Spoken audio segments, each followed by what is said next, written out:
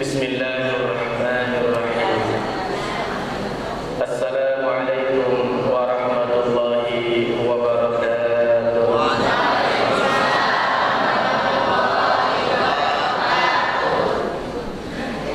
Alhamdulillahi wa kafa. Wassalatu wassalamu ala nabiyyina wa habibina Muhammad al-Mustafa wa ala alihi wa ashabihi wa man tabi'al huda. Faqala ta'ala ya ayyuhalladzina amanu taqullaha wa qulu qawlan sadida yuslih lakum a'malakum wa yaghfir lakum dhunubakum wa man yuti'illaha wa rasulahu faqad faza fawzan 'azima. Amma ba'du, subhanakallahumma la 'ilma lana illa ma 'allamtana wa la sahla illa ma ja'altahu sahla. Rabbana zidna 'ilman nafi'an warzuqna fahma.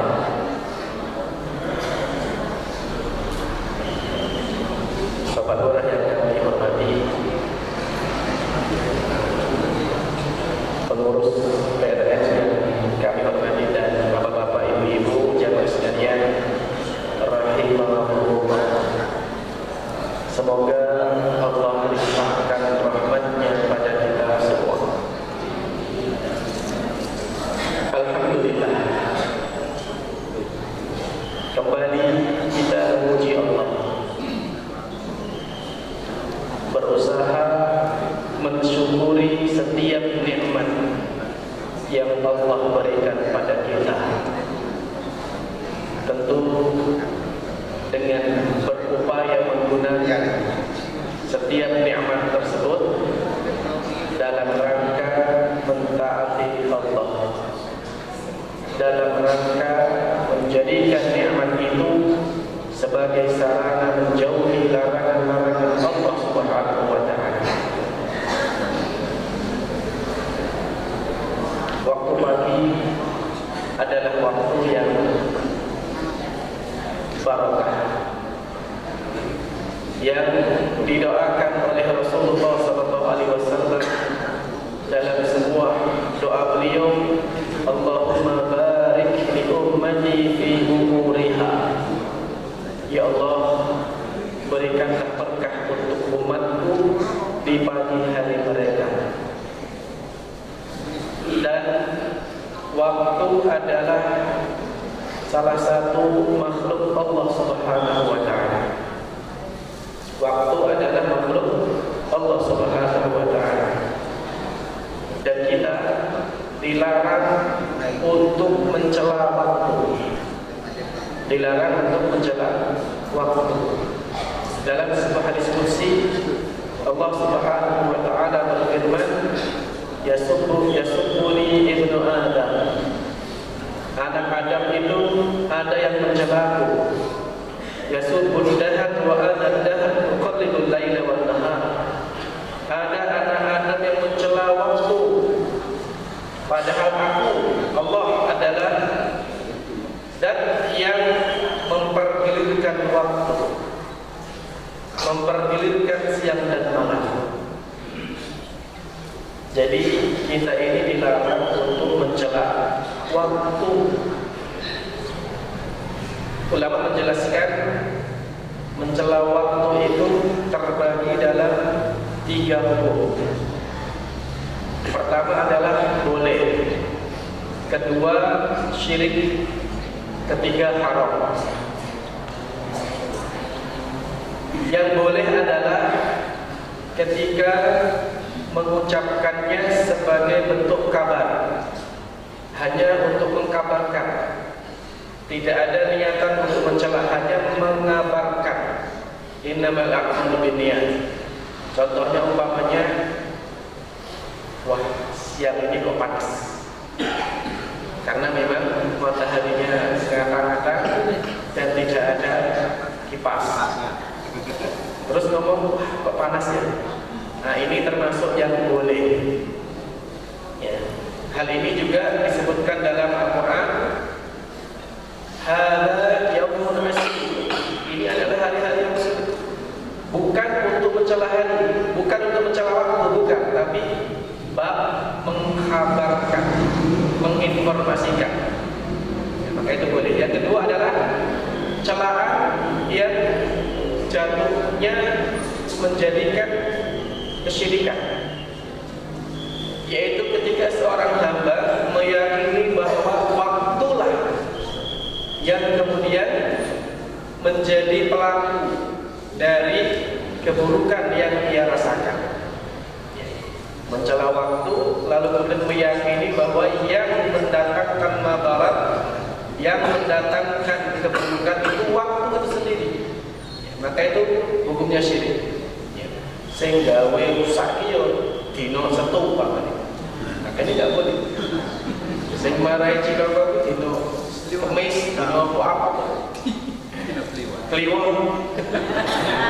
Gak boleh. Gak boleh. Waktu itu netral. Netral. Gak boleh. Gak ada hubungannya antara kliwon pon dengan kejadian-kejadian yang ada di alam raya. Kemudian yang ketiga adalah celaan yang hukumnya adalah haram. Tidak sampai syirik tapi haram. Ketika ia mencela hari, contohnya ada orang kemudian mancing, aku naik mancing di Boyor atau itu, naik bal-balan di Kemis mesti kalah. Ini nggak boleh, nggak boleh. Tidak ada hubungannya antara waktu dengan kejadian-kejadian itu.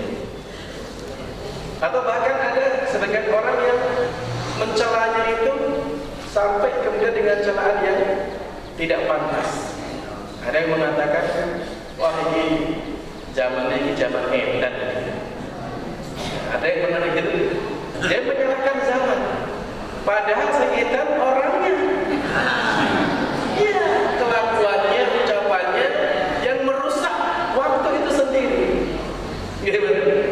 Nah, makanya Imam Syafi'i rahimahullah pernah mengatakan, na'ibu zamanana wal 'aibu fina wa laysa fi zamani 'aibun siwana. Kadang-kadang kita ini suka mencela waktu, padahal aibnya itu ada pada kita sendiri. Sedangkan waktu itu, zaman itu enggak punya aib. Ya.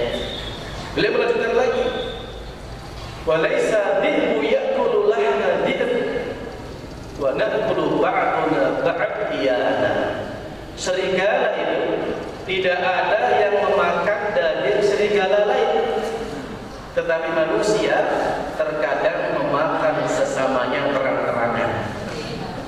Ini kata Imam Syafi'i rahimahullah. Jadi zaman waktu itu netral, ya, tidak ada celahnya, tidak ada buruknya. Justru kita lah yang kemudian menjadikan waktu itu menjadi baik atau buruk. Dan Allah Subhanahu wa taala perintahkan kepada kita untuk kemudian menjadikan hari-hari yang kita lalui semakin baik. Allah Subhanahu wa taala berfirman, "Liman syaa'a minkum an yataqaddama aw yata'akhkhar." Siapapun dari kalian yang ingin maju, ingin baik, atau ingin berkemajuan, atau ingin mundur, itu Allah memberikan pilihan. Siapapun dari kalian silahkan mau maju, mau berubah, atau mau stagnan, atau malah mundur. Liman syaa'a minkum an yataqaddam aw yata'akhkhar. Semua jalan-jalan itu telah Allah berikan. Inna hadainahu as-sabila imma syakira aw imma kafura. Jalan-jalan kebaikan itu telah kami tunjukkan, kata Allah Subhanahu wa taala. Namun kemudian ada dari kalian yang mau bersyukur dengan mengikuti jalan-jalan kebaikan itu, dan bahkan ada pula yang kufur, tidak mau mengikuti jalan-jalan kebaikan itu. Nah, jamaah sekalian, kita diperintahkan untuk kemudian menjadikan hari-hari yang kita lalui semakin bertambah hari, semakin baik.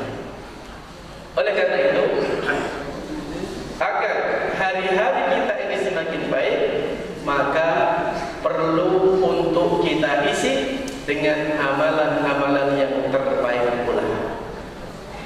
Perlu untuk kita isi dengan amalan-amalan yang terbaik pula. Nah, jamaah sekalian, pagi ini kita akan mengkaji bagaimana kaidah-kaidah dalam menentukan amalan-amalan yang terbaik. Hal ini penting untuk kita pahami agar kemudian kita tidak keliru, ya, bahwa kebaikan itu banyak dan waktu terbatas, sehingga kita perlu selektif dalam memilih, memilah, menentukan, lalu mengamalkan amal yang terbaik itu. Setidaknya ada dua alasan kenapa kita perlu memahami amal-amal yang terbaik itu. Pertama, karena itu perintah Allah Subhanahu wa taala. Karena perintah Allah Subhanahu wa taala. Allah berfirman, "Tabarakalladzi biyadihil mulku wa huwa 'ala kulli syai'in qadir. Alladzi khalaqal mauta wal hayata liyabluwakum ayyukum ahsanu 'amala." Masya Allah, dan yang di tangannya lah segala kerajaan dan kekuasaan. Alladzi khalaqal mauta wal hayat. Dialah Allah yang menciptakan kematian dan kehidupan. Dia berluakum untuk menguji kalian ayyukum ahsanu amala, agar diketahui siapakah di antara kalian yang paling baik amalnya. Liyabluwakum, Allah menguji kalian dengan apa? Ujian itu dengan adanya perintah dan larangan. Dan perintah itu ada yang wajib, ada yang sunnah. Dan larangan ada yang makruh, ada yang haram. Allah menguji itu. Liyabluwakum, Allah menguji kalian dengan perintah dan larangan. Ayyukum ahsanu amala, agar diketahui siapa yang paling baik amalnya. Paling baik amalnya, bukan paling banyak amalnya, bukan paling baik jabatannya, bukan paling baik rumahnya, bukan paling baik wajahnya, bukan. Tapi paling baik amalnya. Siapa yang paling baik amalnya? Yang paling banyak mengamalkan perintah tadi dan yang paling sedikit melanggar larangan Allah Subhanahu wa taala. Larangan, perintah, amalan-amalan itu sangat banyak, sehingga perlu fikih yang baik untuk bisa mengamalkan. Alasan kedua, pentingnya mempelajari materi ini, karena banyaknya kaum muslimin yang keliru, terjatuh dalam kesalahan ketika memahami amal yang terbaik itu. Jadi banyak yang salah, banyak yang keliru, banyak yang nggak ngerti amal yang terbaik itu yang bagaimana. Contoh, ada yang memahami amal yang paling baik itu adalah amal yang paling capek. Kemangsane akhirnya wis ketok wasal jadi paling apik. Belum tentu jamaah sekalian. Contoh, pada masa Nabi SAW, dalam suatu jihad, dalam suatu peperangan, ada sebagian sahabat yang berpuasa. Ya, ada sebagian sahabat yang berpuasa. Lalu sahabat-sahabat yang berpuasa ini gandeng mosok, akhirnya fisiknya kan lemah, gampang kesel, letih, lalu merepotkan sahabat-sahabat yang tidak berpuasa, merepotkan, sehingga menjadikan jihadnya tidak maksimal. Lalu kabar itu sampai pada Rasulullah Sallallahu Alaihi Wasallam, ada sebagian sahabat yang berpuasa, lalu kemudian merepotkan yang tidak berpuasa. Maka Nabi bersabda, "Ulaika humul usah." Orang-orang yang berpuasa ini, mereka itu berbuat bermaksiat pada Allah. Ya. Padahal puasa itu apa ibadah? Ibadah. Tapi ketika puasa itu menghalangi dari kewajiban yang lebih besar, yaitu berjihad kepada Allah Subhanahu wa taala, saat itu puasanya jadi tidak baik. Paham ya? Nah, ini pentingnya fikih. Contoh lain, ada yang memahami amal sing apik itu sing penting wakeh. Sing penting salat, zikir bisa. Karena apa Allah berfirman, ya ayyuhalladzina amanu dzkurullaha dzikran katsiran. Wahai orang-orang yang beriman, berzikirlah dengan jumlah yang banyak. Akhirnya zikir, bahkan buat zikir sendiri. Yang penting akeh. Padahal jemaah sekalian, yang dimaksud zikir yang banyak di sini adalah zikir-zikir yang sesuai sunnah. Meskipun banyak, tapi kalau tidak sesuai sunnah, maka menjadi tidak layak. Ya, oleh karena itu penting bagi kita untuk sekali lagi memahami kaidah-kaidah dalam memilih amal yang terbaik itu.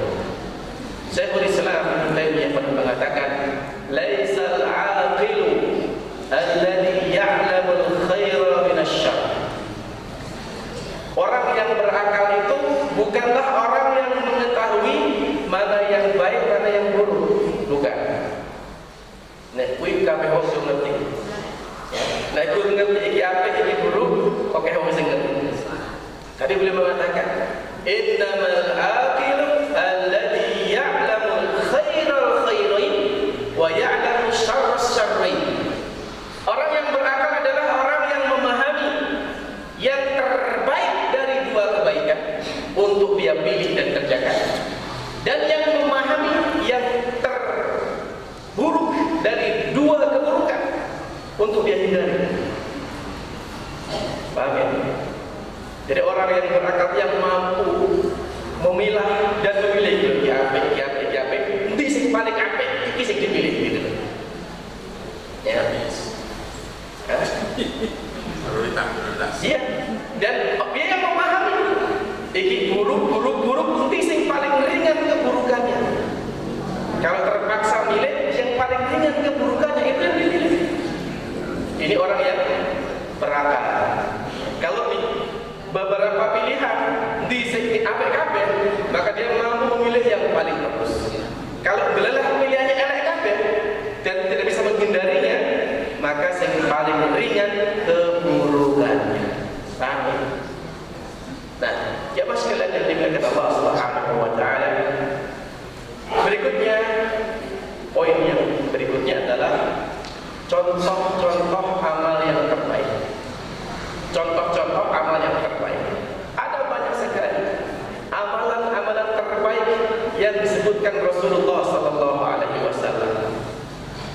Di antaranya beliau pernah bersabda, "Al-iman bid'un wa sab'una syu'bah."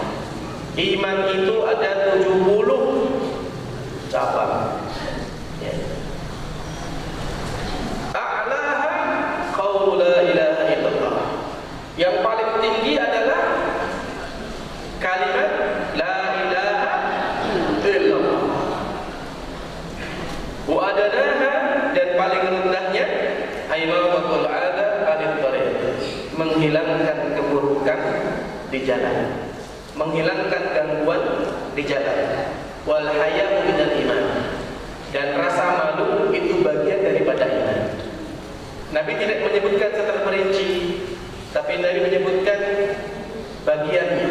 Yang paling tinggi la ilaha illallah, yang paling rendah menyingkirkan gangguan di jalan, dan iman dan rasa malu bagian dari iman. Yang paling baik adalah yang bisa mengamalkan semuanya itu. Namun jemaah sekalian, ada kondisi-kondisi tertentu yang kita ini tidak bisa mengamalkan semuanya dalam waktu yang bersamaan. Ya, ada kondisi-kondisi tertentu yang kita ini tidak bisa mengamalkan semua kebaikan di waktu yang bersamaan. Maka perlu memerlukan fikih tadi. Contoh amalan yang terbaik berikutnya.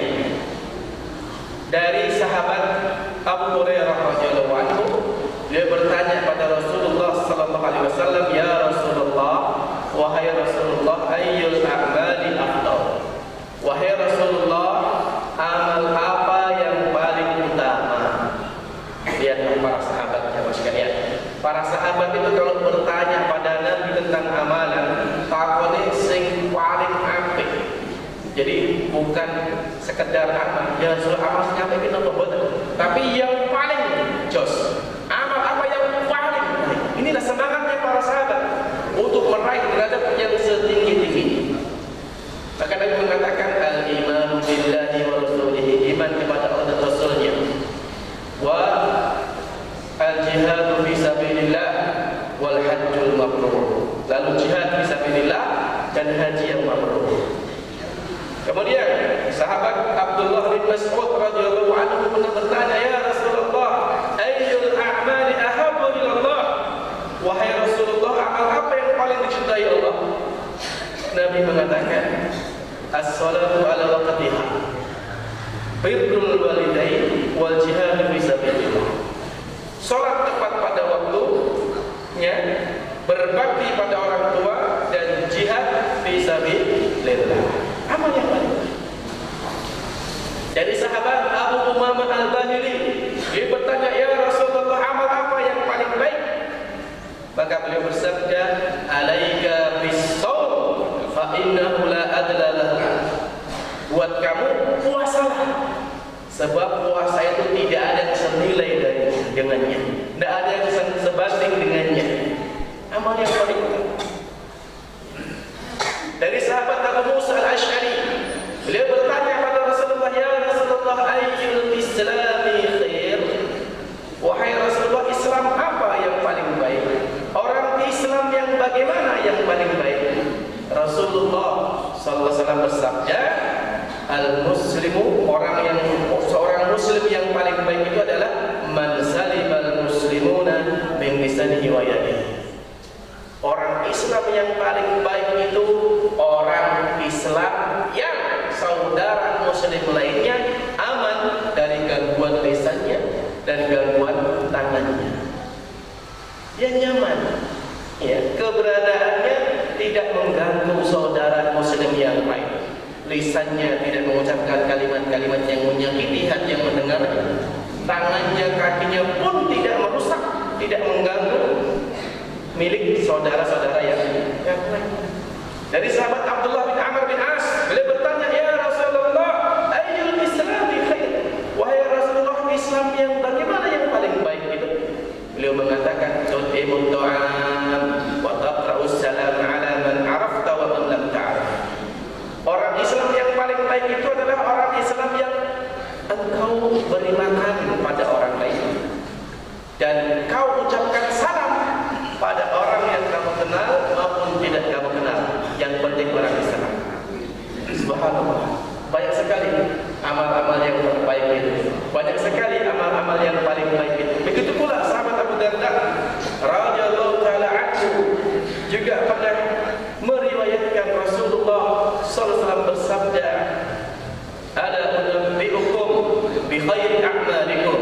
Maukah aku tunjukkan kepada kalian amal yang paling baik buat kalian, yang lebih baik daripada wa askaha inda malikikum, yang lebih suci di sisi Rabb kalian, ya, lebih baik daripada engkau menginfakkan emas dan perak, lebih baik daripada engkau berjihad, berperang di jalan Allah, engkau dipukul atau engkau terpukul.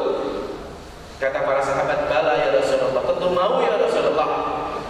Maka Rasulullah sallallahu alaihi wasallam bersabda, zikrullah ta'ala, berzikir kepada Allah Ta'ala.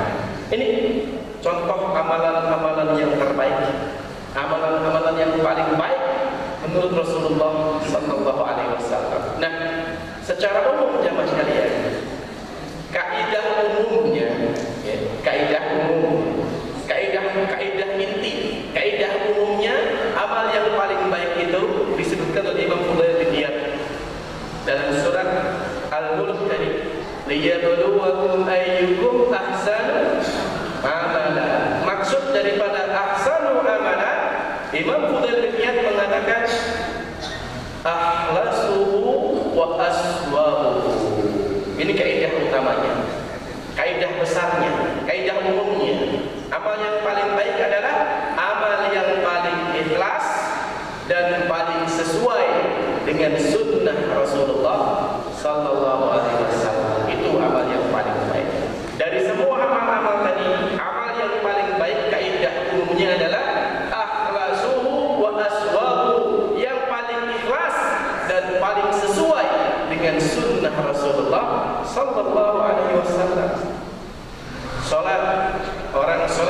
paling baik adalah yang sholatnya dikerjakan paling ikhlas dan tata caranya paling sesuai dengan sunnah Rasulullah SAW. Haji mabrur, haji yang paling baik yang bagaimana? Yang ketika mengerjakannya paling ikhlas dan ketika mengerjakannya juga sesuai dengan sunnah Rasulullah Sallallahu Alaihi Wasallam. Ini kaidah umumnya. Kaidah umumnya berikut: yang paling ikhlas dan paling sesuai sunnah. Ini kaidah umumnya. Sekarang jemaah sekalian, bahasan yang ketiga, bahwa ada kaidah-kaidah tertentu, kriteria-kriteria tertentu yang menjadikan amal itu lebih baik. Ini perlu kita pahami. Satu, al-wajib khairun minas sunnah. Kaidah pertama, yang wajib lebih baik daripada yang sunnah.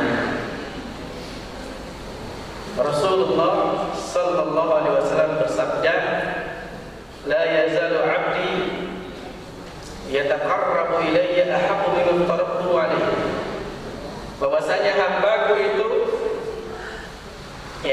akan senantiasa mengamalkan yang wajib yang aku perintahkan kepadanya, itulah yang lebih aku cintai, kata Subhanahu wa ta'ala. Hambaku itu akan aku cintai. Tidak ada hambaku yang tidak ada amalan. Hambaku yang lebih aku cintai melebihi hambaku itu mengamalkan yang aku wajibkan kepadanya. Wala yazalu 'abdi yatakarrabu ilayya binawafil hatta uhibbah. Dan tidaklah hambaku itu mengerjakan amalan-amalan sunnah sampai aku mencintainya. Kaidahnya yang wajib lebih baik daripada yang sunnah.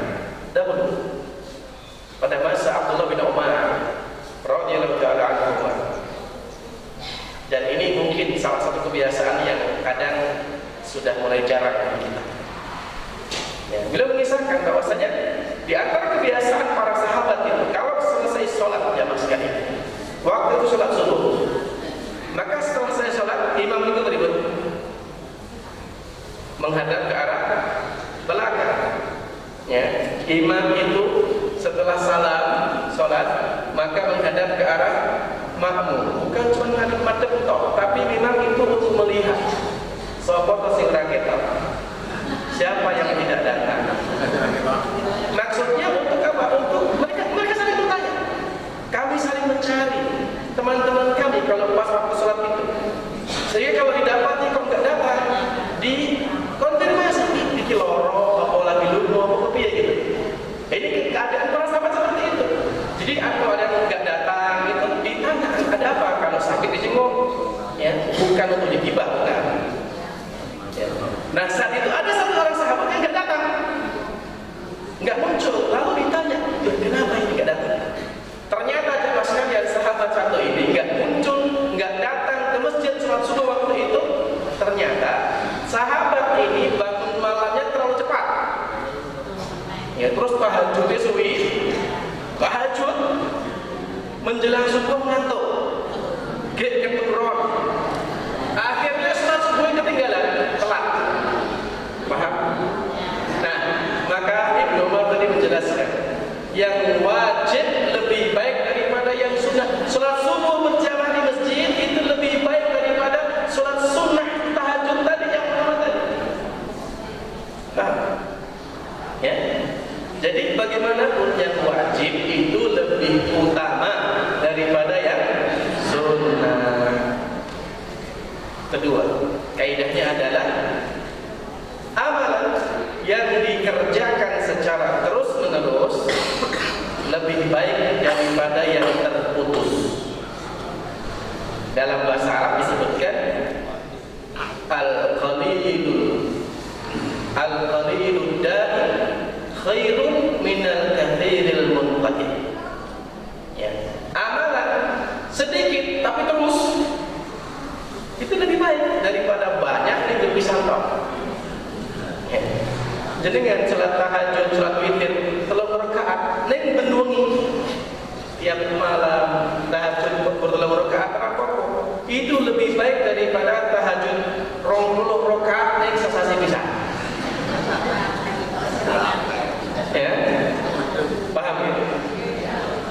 dengan sedekah tiap subuh 1.000, tiap subuh 1.000, tiap subuh 1.000, lebih baik daripada 5.000 ning sehari bisa. Paham? Ya. Jadi al-qalilul jami khairun minal kathiril munfaq. Rasulullah sallallahu alaihi wasallam bersabda, ahabbul a'mali indallah adwamuha wa in qalla. Amalan yang paling dicintai Allah adalah amalan yang dikerjakan terus-menerus meskipun sedikit.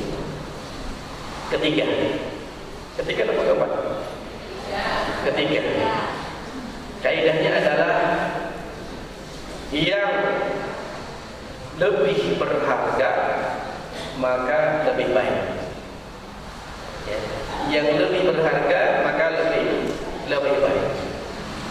Allah Subhanahu wa taala berfirman dalam surat Ali Imran 92, "Lan tanalul birra hatta tunfiqu mimma tuhibbun." Kamu tidak akan mendapatkan kebaikan sampai kamu menginfakkan yang paling kamu cintai.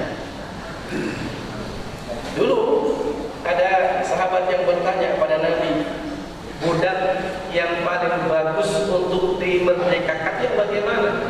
Beliau mengatakan, anfasu 'inda ahliha wa aghlaha thamana. Yang paling dicintai oleh majikannya dan paling mahal harganya. Jadi dalam hal infak, maka semakin berharga maka semakin tinggi nilainya. Ya, semakin tinggi nilainya. Contoh misalnya kita bisa terapkan dalam kurban.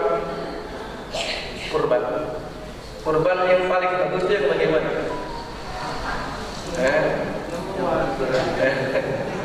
Ya, kan ada hadisnya itu. Ya, hadisnya pertama adalah onta, kedua sapi, ketiga kambing. Kurban sing paling apa ya onto. Nek ora onto, sapi. Kalau enggak dapat sapi, ya kambing. Kenapa? Karena onta lebih mahal daripada sapi dan sapi lebih mahal daripada kambing. Tapi ada pengecualian. Kalau seandainya satu bagian sapi itu 3 juta, ini ada kambing di 4 juta siji, maka bagus mana? Bagus kambing, karena lebih mahal. Ya, jadi yang lebih berharga maka akan lebih tinggi nilainya di sisi Allah Subhanahu wa taala. Kaidah yang ke berapa buku ini? Yang keempat, yang paling lebih berat dikerjakan maka lebih utama. Yang lebih berat dikerjakan maka lebih utama. Pada haji wada, Nabi SAW ditemani oleh Aisyah. Nah, Aisyah pada saat itu kebetulan sedang haid, sehingga tidak bisa umroh, kan haid. Ya. Maka beliau hanya haji. Setelah haji, pengen umroh.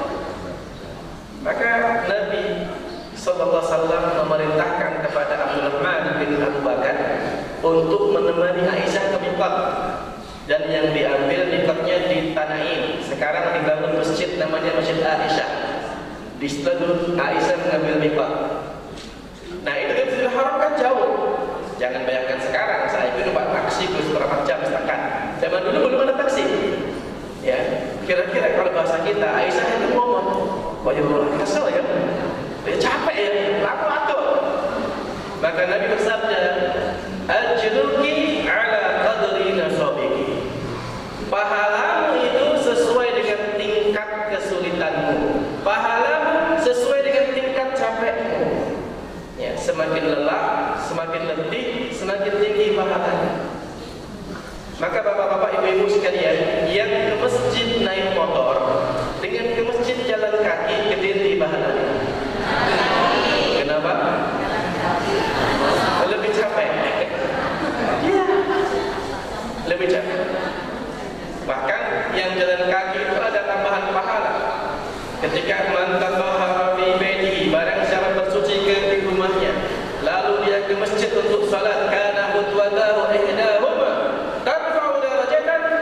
wa wal ukhra tahuttu khati'atan. Barang siapa yang berjalan ke masjid ya untuk salat, maka satu langkahnya dinaikkan derajat, langkah yang lainnya dihapuskan dosa. Semakin letih, semakin capek, maka semakin banyak pahalanya. Maka dalam hal yang lain juga seperti itu. Para santri di belakang, perhatikan kaidah ini. Ya. Kalian kalau misalkan pada waktu kerja bakti misalnya, semakin kalian lelah, semakin letih, itu semakin besar pahalanya dibandingkan jika ngapa-ngapain. Jadi jangan kita kok saya disuruh-suruh terus yang enggak ngapa-ngapain. Ingat, ketika kamu lelah, letih dalam jalan Allah, maka setiap tetes keringat yang keluar dari tubuhmu bernilai pahala di sisi Allah Subhanahu wa taala. Kaidah yang ke-5. Yang lebih banyak manfaatnya akan semakin tinggi nilainya. Ya. Semakin banyak manfaatnya, maka akan semakin tinggi nilainya.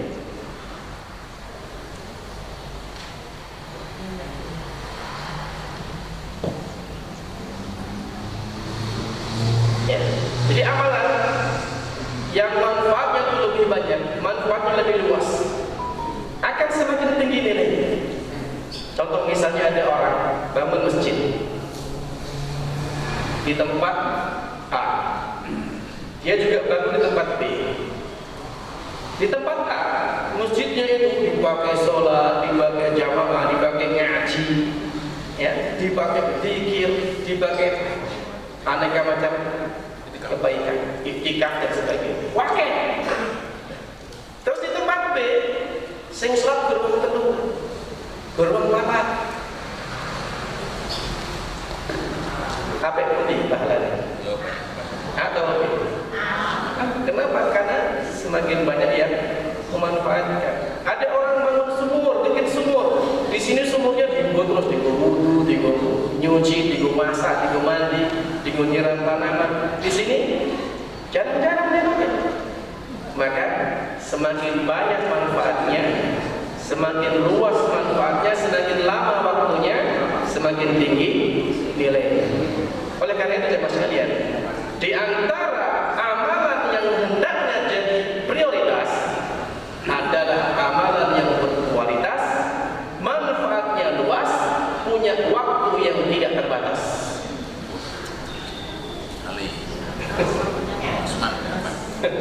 Iya, silakan. Banyak, ya banyak. Bisa memilih di mana kira-kira yang bisa seperti itu. Ya. Yang ke-6, amalan yang paling baik adalah amalan yang sesuai dengan waktu dan kondisi. Amalan yang sesuai dengan waktu dan kondisi. Ya, disesuaikan dengan waktu dan kondisi saat ini. Contoh misalnya, ketika terdengar ada berkumandang Allahu Akbar, Allahu Akbar. Apa amal yang paling baik saat ini? Mendengar dan menjawab azan. Baca Quran baik tidak? Zikir baik tidak? Baik. Tapi kalau ada azan, maka menjawab azan lebih baik daripada baca Quran. Paham? Ini sesuai dengan waktu dan kondisi saat ini. Ya. Tepat misalnya. Jenengan umpama ada di antara bapak ibu yang Allah berikan kemudahan untuk bisa ke Makkah. Amin Allahumma. Kira-kira amal apa yang paling baik di sana? Di Mekah. Selain sholat di Masjidil Haram, amal apa yang paling baik? Tawaf. Kenapa? Karena tawaf hanya ada di Masjidil Haram, di Ka'bah. Di tempat lain nggak ada tawaf. Dan bukan tawaf. Wonosari paling ning pamela tawaf. Ini alun-alun tawaf. Berbeda. Jadi amal yang paling baik adalah yang kondisi, waktu dan tempat. Ketika kita melihat ada tetangga kita, saudara kita sakit, maka amal apa yang paling baik? Menjenguk. Ada tetangga kita yang kelaparan, nggak punya makanan, apa yang paling baik? Memberi makan. Ada jamaah yang butuh the price, apa yang paling baik? Kasih door price. Ya, jadi amalnya sesuai dengan waktu dan kondisi. Terakhir jamaah sekalian, amal yang paling baik adalah amalan yang sesuai dengan potensi kita. Amal yang sesuai dengan potensi kita. Setiap kita memiliki potensi yang berbeda-beda. Allah berfirman, "Inna sa'yakum lasyatta." Sesungguhnya usaha kalian itu beda-beda. Ada orang yang punya kelebihan di bidang ekonomi, maka amal yang paling baik bagi dia sedekah, infak. Ada orang yang dia memiliki keilmuan, maka yang paling baik bagi dia adalah berdakwah, mengajar. Ada orang yang memiliki tenaga, maka paling baik bagi dia adalah menggunakan tenaganya di jalan Allah Subhanahu wa taala. Apapun passion kita, maksimalkan di situ. Sing dadi lurah, dia jadikan jabatannya untuk kemudian membantu orang-orang kaum muslimin yang lain, membantu rakyat, yang mensejahterakan rakyat, yang jadi pedagang, yang jadi petani, yang jadi apapun, maksimalkan di situ. Ya, masing-masing sesuai dengan potensinya. Dan kita jemaah sekalian, jangan mengukur kemampuan kita dengan orang lain. Jangan mengukur kemampuan kita dengan orang lain. Karena kemampuan kita berbeda-beda. Nek jenengan kuat maca, ya jadikanlah membaca Quran, berzikir, baca hadis sebagai amal yang paling baik. Kalau jenengan adalah orang yang diberikan kelebihan oleh Allah, kuat nahan lapar, kurang tahu ngelih, jadikan puasa sebagai amal yang terbaik seperti itu. Paham ya? Jadi disesuaikan dengan potensi kita masing-masing. Jemaah sekalian yang Allah muliakan, kita ini jangan pesimis. Jangan pesimis dan jangan merasa tidak mampu. Ya, jangan merasa nggak sombong. Saya nggak bisa apa-apa, jangan. Yang ada karena kita nggak mau berusaha. Ya, kenali potensi kita, maksimalkan di sini. Semoga Allah Subhanahu wa taala memberikan taufik kepada kita untuk bisa senantiasa dalam kebaikan dan menjauhi larangan-larangan Allah Subhanahu wa taala, sehingga kita menjadi pribadi-pribadi yang terbaik di hadapan Allah, mampu memilih dan memilah amalan-amalan yang terbaik yang mampu kita pesertakan pada Allah Subhanahu wa taala. Bismillahirrahmanirrahim. Alhamdulillahirabbil alamin, hamdan syakiran hamdan na'imin, hamdan yuwafi ni'amahu bil majid ya dzal jalali ikram. Allahumma ighfir li jami'il muslimin muslimat wal mu'minin wal mu'minat al ahya'i wal amwat innaka sami'un qaribud da'wat wa ya qadil hajat. Rabbana ighfir lana dhunubana wa li walidayna warhamhuma kama rabbayana shighara. Allahumma ighfir li jami'il muslimin muslimat wal mu'minin wal mu'minat al ahya'i wal amwat innaka sami'un qaribud da'wat wa ya qadil hajat. Rabbana atina al-haqqa haqqan warzuqna ittiba'ah wa al-batila batilan wajtanibah ya rabbal alamin. Allahumma barik lana fi Sya'ban wa ballighna Ramadan. Allahumma barik lana fi Sya'ban wa ballighna Ramadan. Allahumma barik lana fi Sya'ban wa ballighna Ramadan ya arhamar rahimin. Allahumma arham mautana wasfi mardana. Allahumma isfi mardana warham mautana. Allahumma shfi bapak beliau. Allahumma shfi, Allahumma shfi shifaan la yugadiru saqama. As'alullah al-azim wa al-azim